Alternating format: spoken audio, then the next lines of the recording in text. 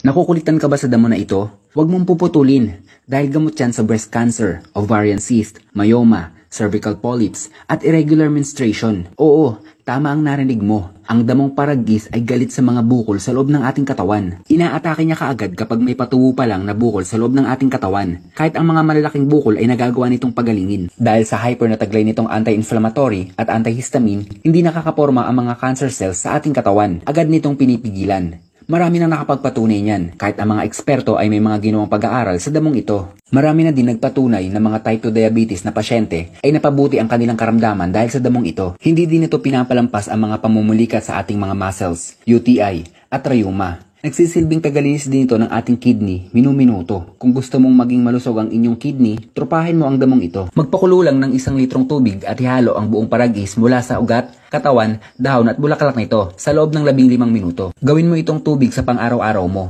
Especially sa mga senior na nangihina ang katawan, subukan nyo ito at pasasalamatan nyo na napanood nyo ang video na ito. Kating-kati ka na ba sa mga balakubak sa buhok mo at nag-aalalang makalbo dahil sa paglalagas ng buhok?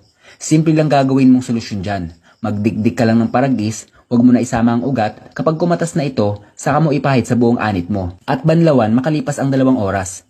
Mas mainam kung kinabukasan mo na ito babanlawan. Kung hassle sa'yo ang araw-araw na paglaga ng halamang ito at kung wala kang makuwanan sa iyong lugar, solusyonan natin yan.